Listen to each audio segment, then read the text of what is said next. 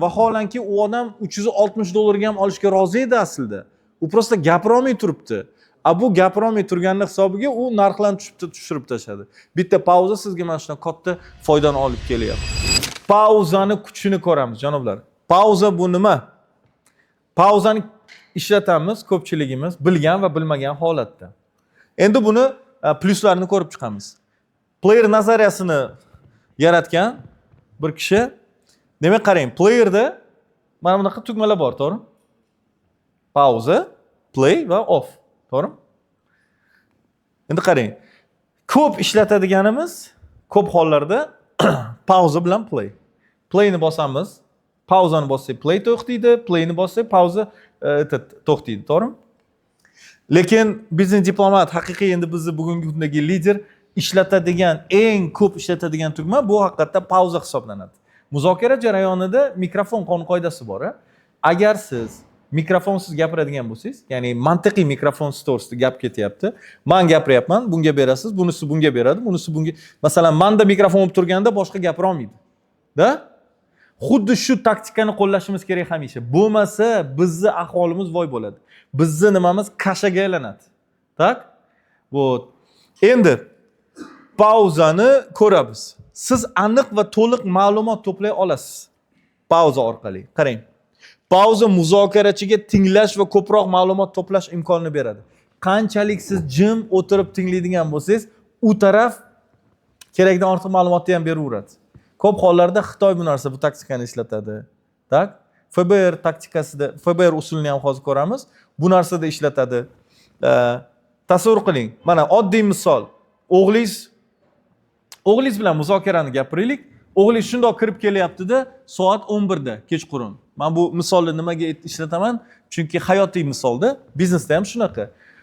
O'g'lingiz uyga kirib keldi soat 11. Shunda o'g'lingiz assalomu alaykum adajon. Va alaykum assalom. Deysizda? Qarab o'tirasiz.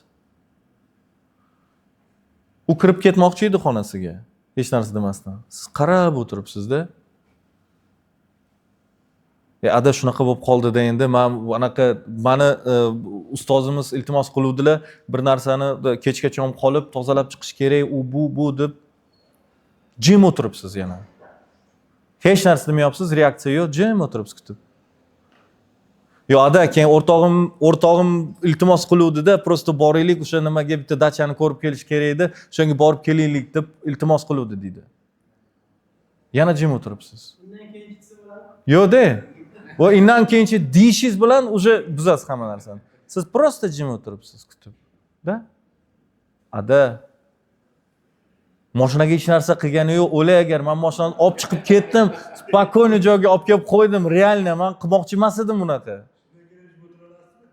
Jim turaverasiz. Yo'q, jim turaverasiz. Yana olish kerak ma'lumot-da.